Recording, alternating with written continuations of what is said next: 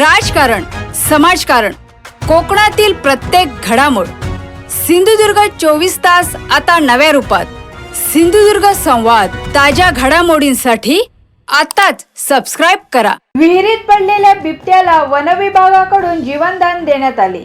कुडाळ तालुक्यातील वेताळ बांबर्डे कदमवाडी येथील सार्वजनिक विहिरीत आज सकाळी बिबट्या पडल्याची माहिती स्थानिक नागरिकांनी वनविभागाला दिली. वनविभागाचे अधिकारी आणि रेस्क्यू टीम तात्काळ कदमवाडी येथे दाखल होत विहिरीत पडलेल्या बिबट्याला सुखरूप बाहेर काढले.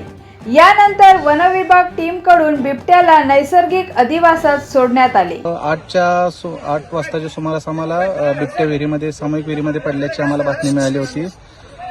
त्या दृष्टीने आम्हाला माहिती मिळाल्या लगेच आमची रॅपिड रेस्क्यू टीम, वन क्षेत्रपाल प्रादेशिक ऑफिसचा सर्व स्टाफ, मान्य मिलिंद शर्मा सर, मान्य सुनील लाडसाहेब यांच्या मार्गदर्शनाखाली आम्ही या घटनास्थळी पोहोचलो आणि पिंजऱ्याच्या माध्यमातून विहिरीमध्ये पडलेल्या बिबटीला सक्सेसफुली रेस्क्यू केलेला आहे. यानंतर त्याची वैद्यकीय तपासणी वैद्यकीय अधिकाऱ्यांमार्फत करून घेऊन त्याला नैसर्गिक अधिवासात सोडण्याची कार्यवाही करण्यात येईल. सर, अंदाजे या बिबट्याचं वय काय असेल आणि का आला असेल तो इकडे या संदर्भात? बिबट्या हा आसपासचा परिसर आपण जर बघितला तर या ठिकाणी घनदाट जंगल दिसत आहे.